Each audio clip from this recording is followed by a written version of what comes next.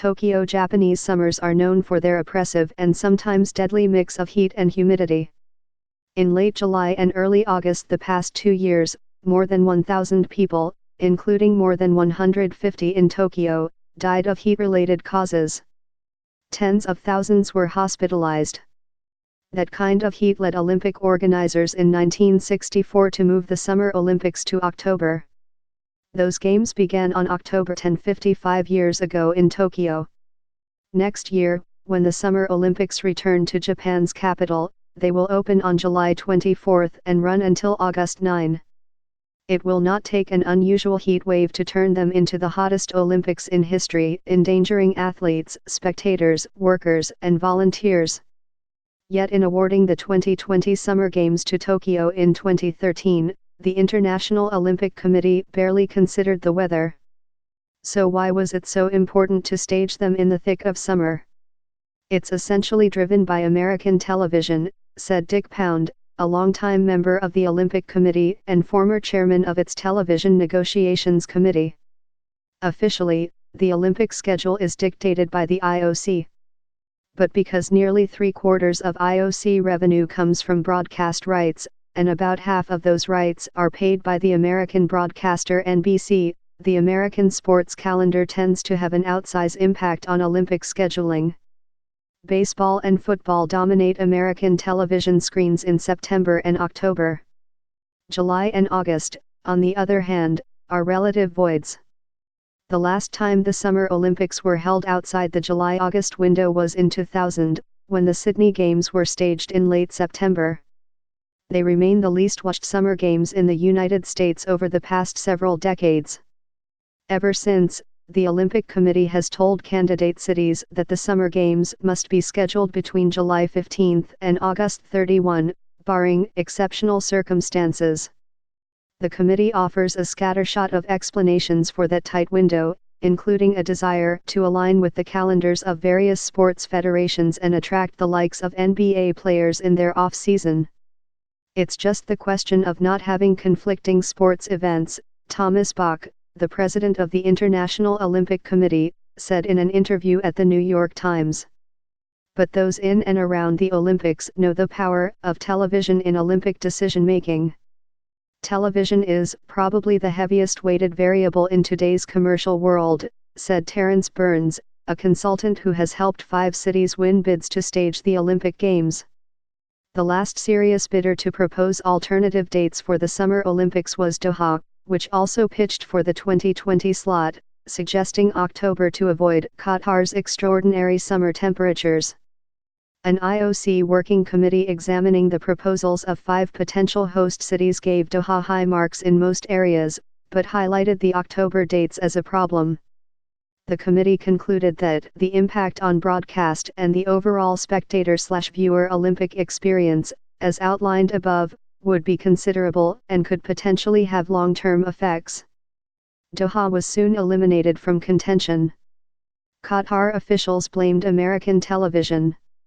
There is no question that television, especially NBC, the biggest fish in the pond, they do get what they want, said Burns, the longtime Olympic consultant. The IOC will tell you they don't, but they do. But you know what? They're paying the freight. NBC, which holds the United States media rights to the Olympics through 2032, said it does not dictate the schedule. Our goal is always to showcase the games to the widest possible audience, whenever the IOC and the host city decide to stage them, NBC said in a statement. Our confidence in the Olympics is so strong that we have repeatedly purchased the rights to multiple games without knowing when or where they will take place. Tokyo did not tempt fate, offering dates that fit the Olympic Committee's parameters. Its bid played down any concerns over heat. With many days of mild and sunny weather, this period provides an ideal climate for athletes to perform at their best, the proposal read. The committee concluded, meteorological conditions during the proposed games time would be reasonable. Richard Petterkin, an Olympic Committee member from 2009 to 2018, said, "In all of the bidding and presentations that they made that I heard, it just never came up. Now it dominates the conversation." At its latitude, Tokyo is one of the hottest cities in the world during the summer months in which the Olympics will be held, according to Masahide Kimoto, a professor of meteorology at the University of Tokyo. Warm winds from the south and moist air from the sea also make Tokyo, which is in the eastern part of Japan, extremely humid. Next year's Olympics are timed for the hottest days of the summer, immediately after the rainy season. It is like sitting inside one big sauna bath for a solid 2 months after the rainy season ends, a longtime Tokyo resident named Robert Whiting wrote in an op-ed for the Japan Times in 2014, arguing against a July-August bid. Tokyo Olympic organizers are spending millions of dollars to make next summer's games safe and comfortable for athletes, fans, workers, and volunteers. The ideas range from the sensible to the silly, all at a cost in yen or dignity, sometimes both. Tents will be set up between subway stations and sports venues with chairs and water misters. At outdoor events, organizers say they will hand out small fans, paper sun visors and bags of ice. Fans may be allowed to bring their own beverages into venues, 30 of which are outdoors, most unshaded. The 26-mile marathon course is being resurfaced with a material called Perfect Cool that uses tiny ceramic beads meant to reflect heat. Researchers question whether any of these measures will bring much relief. The road resurfacing, for example, could reduce the surface temperature on sunny, sizzling days by 10 degrees Celsius about 18 degrees Fahrenheit, but a government analysis found that at head height, there is virtually no cooling effect at all. There are no plans to use it anywhere else at the Olympics, such as on the plazas where fans will gather or wait in lines. Some outdoor events, like the marathon, will start at dawn in an attempt to beat the day's heat and humidity. A similar strategy was employed at the recent Track and Field World Championships in Doha, where 40% of the women's field dropped out of a stifling marathon that started at midnight. The 16-day Olympic schedule has wiggle room in case events are postponed because of heat or wind and rain from typhoons, a secondary worry for planners. Test events this past summer provided a possible preview. In a triathlon in August, the women's running portion was halved because of dangerous heat. Athletes were treated for heat-related problems at beach volleyball and rowing, too. Concerns extend beyond the athletes to the millions of fans, many unaccustomed to summers in Tokyo, and the thousands of volunteers, about a third expected to be 50 or older, organizers said, and other staff. This past summer, a 50-year-old construction worker was found unconscious near the site of the media center for the games. His death was attributed to heat stroke. Figuring out how much more money Tokyo organizers will spend trying to cool down a midsummer Olympics rather than staging them in the spring or fall is difficult because of various jurisdictions involved.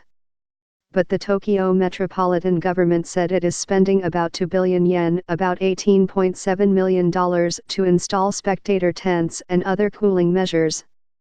At a canoeing test event in early September, organizers pelted spectators with fake snow meant to feel like soft flakes.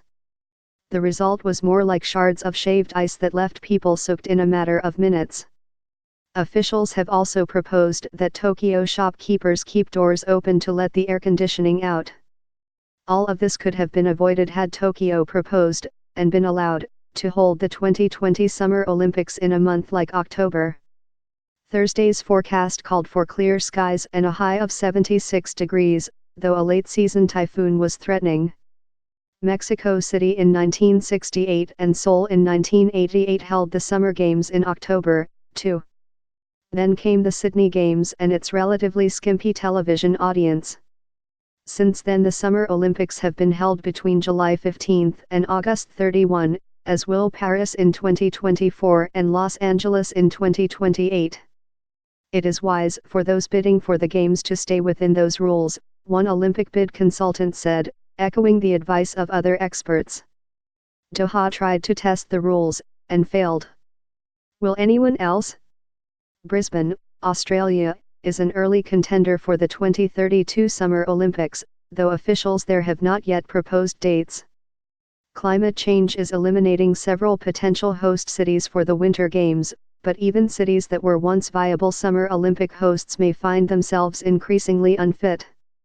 In the decade of Augusts in Tokyo before the 1964 Summer Games, the average daily temperature was 26.6 degrees Celsius, or 79.9 degrees Fahrenheit, according to the Japan Meteorological Agency. In the past 10 Augusts in Tokyo, the average daily temperature was 28.0 degrees Celsius, or 82.4 degrees Fahrenheit. Because of climate change, we may have to have a look into the overall calendar and whether there must be a shift, Bach said. For the IOC, such a shift could affect future television negotiations. In 2014, NBC agreed to pay $7.75 billion for the broadcast rights to the Summer and Winter Olympics between 2022 and 2032. 3 years earlier, it agreed to pay $4.38 billion for the 4 Olympic Games from 2014 to 2020. Nobody else comes close to generating those revenues for the Olympic Committee. They are roughly twice as much as television rights from Europe, and 3 times as much as from Asia. The ultimate decision, of course, rests with the Olympic Committee. And there are other viable reasons midsummer makes sense. Summer vacation schedules help staff armies of volunteers and relieve pressure on public transportation systems. Next year's Olympics overlap with a popular holiday period in Japan. Underpinning all that, however, is the IOC's own charter, where Rule 48 requires the committee to ensure the fullest coverage by the different media and the widest possible audience. In the throes of next summer's expected heat, some might recall that in October 1964, the last time the Summer Olympics were held in Tokyo, the weather was cold and wet. People complained about that, too. But nobody died from it. Makiko Inu and Aimi Yamamitsu contributed reporting from Tokyo, and Matthew Futterman from New York.